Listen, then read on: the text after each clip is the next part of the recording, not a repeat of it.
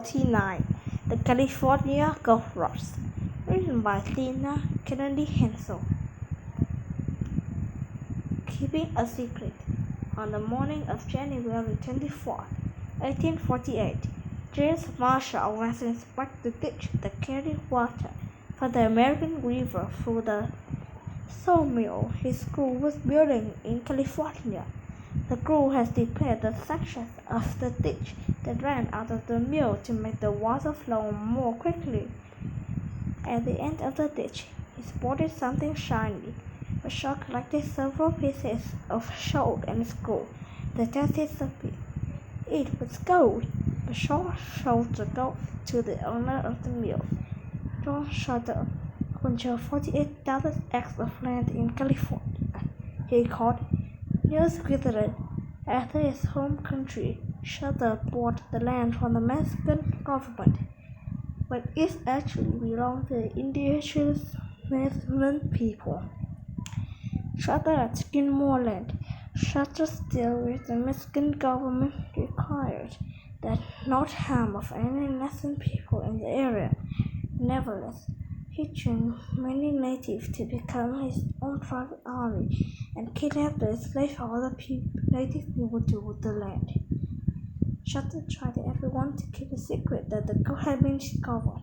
He wanted to keep the riches for himself. 6 days after Marshall found the gold, Mexico signed a treaty that ended Mexican-American War. The treaty gave California to the United States. Neither side knew that gold had been discovered there. Sam Brannan ran a store in the Shuttersville, soon let out the secret. Brannan wanted to cash in when he heard the news, but he wasn't interested in mining. Instead, he bought all the shovels in the nearby city of San Francisco. Then he filled bottles with gold dust and ran through the streets yelling about the great discovery. In the 850 people almost emptied after Brannan sold them each of the tools they needed to find gold: picks, axes, pans, and shovel, at very expensive prices. Penny. Unlike gold in most places, California gold was locked deep underground. The erosion was long washed the metal down the mountains and into rivers. Miners used a technique called laser mining that allowed to shift gold off the riverbed using a shallow, flat pad. Laser mining works because gold is much heavier than gravel. Professors stood in the rivers and shoveled the gravel to the pan. They removed large rocks and carefully swallowed the pan. The dirt and gravel spilled over the edges with the water. The shiny flakes of gold stayed at the bottom of the pan. The 49ers. The rumors soon swirled in the eastern states about the gold out west. California also sent a report about the gold in Washington, D.C., along with a sample. In December 1848, the president told Congress about the discovery. It was true. Gold fever, the greed and the conscious excitement brought on the discovery of gold. It took for many people. At the time, many workers earned less than $1 a day. For them, it was the opportunity of a lifetime. In the 1849, around 19,000 people, called the 49ers, joined the gold rush. Around 10% or 9,000 were women. 49ers came from across the United States as well as from Mexico, Central, South America, Asia, Australia, and New Zealand. Black people were among the 49ers as well. Around 200 to 300 were enslaved, and 3 black people also traveled west in hopes of finding gold. By the 1815 tour, around 2,000 black people live in California, which is about 1% of the population. The trip to the gold mines could take months and was not cheap. People had to pay for the transportation and supplies to last until they arrived in California. Many 49ers left behind jobs and families. They planned to make a fortune quickly and return home. others ready for what adventure they found. People from the California, Oregon, Mexico were the first to show up at the river's new charter mill. Locals only had to travel short distances with their pack animals. It is longer for immigrants to arrive by boat from faraway countries and for people who cross the United States. At that time, it was easier to get to California from the China than the east from the coast by ship. About half of the 49ers decided to travel by ship to avoid crossing the land of the native peoples.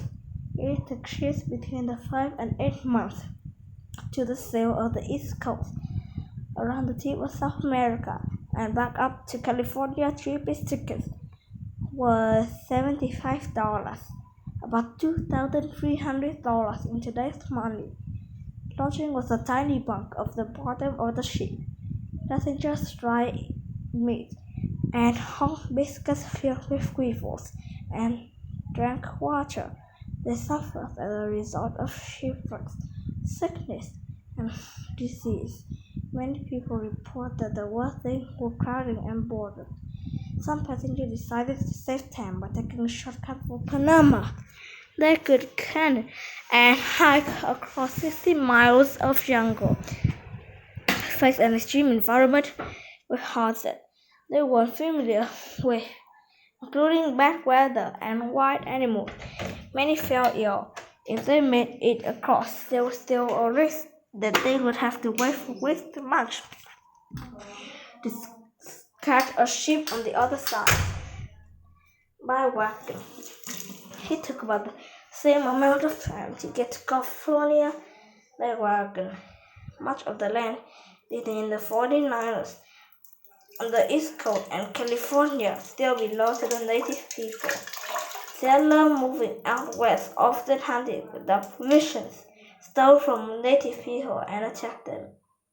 Native people first viewed with hostility. Most people left from St. Louis, Missouri, the westernmost U.S. city at the time. Americans followed the California Trail for 2,100 miles across the flat land. A wagon could travel about 15 miles in a day if it didn't stay healthy. The 49ers had to get the Walton rivers up, mountains, down cliffs, and across deserts. They pounded by rain, wind, and snow in addition to bad weather.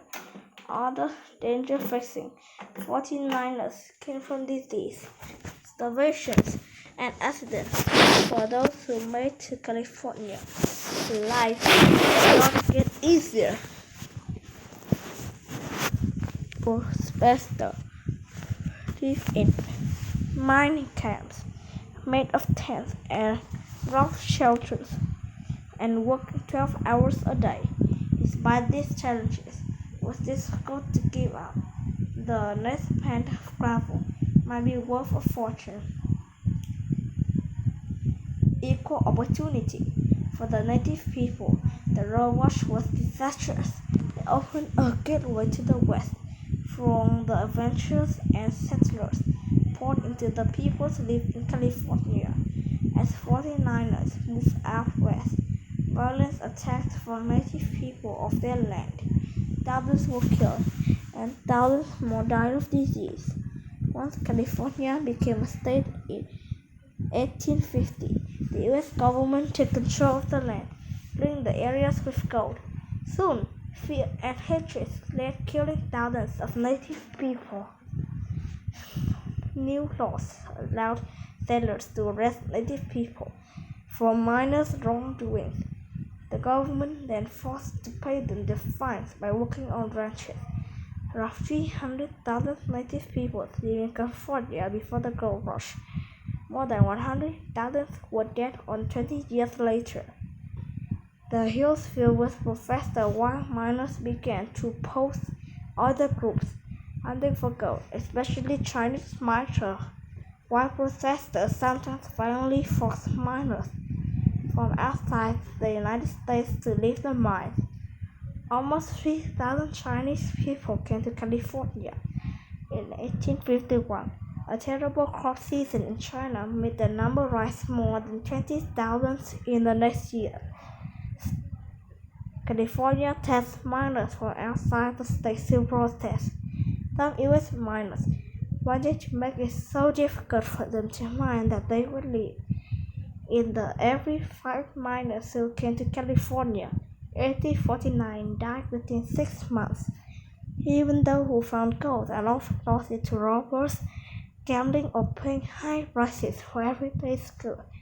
Some early protesters were successful. Most of the riches from gold went to the large companies. They were able to mine with high pressure jets of water or dig deep mines. Entrepreneurs made a fortune by selling to the millionaires in the United States. Lewis George told pants full enough to handle the work. Blue jeans, women especially, had made more opportunities in the West. They started businesses, cooking, running, boarding house, and washing clothes were processed there.